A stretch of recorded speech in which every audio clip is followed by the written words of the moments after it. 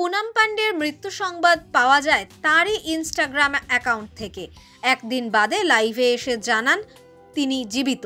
এই প্রচার কৌশলের জন্য চারিদিকে ছিচিক্কার পড়ে যায়।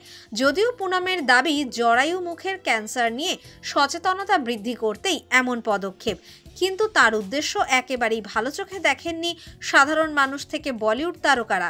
পুনমের এই কাণ্ডকে কেউ নাম দিয়েছেন গিমিক, কেউ বলেছেন স্টান্ট।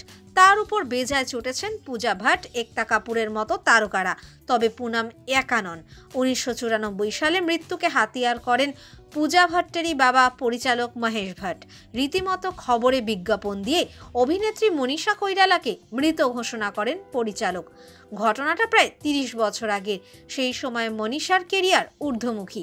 সেই সময় মনীষা, নাগার্জুন ও রাম্যাকে নিয়ে একটি ক্রাইম ঘরানার ছবি তৈরি করেন মহেশ। ছবির নাম ক্রিমিনাল। এই ছবিতে কুমার শানুর কণ্ঠে তুম মিলে গানটি এখনও সমান জনপ্রিয়। ছবিতে নাগার্জুনের স্ত্রীর চরিত্রে দেখা যায় মনীষাকে। তবে ছবিতে তাকে খুব বেশিক্ষণ পর্দায় দেখা যায়নি, কারণ গল্পে খুন হয়ে যায় অভিনেত্রীর চরিত্রটি। সেই সময় ছবির প্রচার পরিকল্পনার অঙ্গ হিসেবে মহেশ কাগজে বিজ্ঞাপন দিয়ে মনীষাকে মৃত ঘোষণা করেন। সেই খবরে বেশ চাঞ্চল্য ছড়িয়েছিল। শেষে সত্য প্রকাশ্যে আসতেই নিন্দার মুখে পড়তে হয় পরিচালককে। এফআইআরও দায়ের করা হয় আলিয়া ভাট্টের বাবার নামে।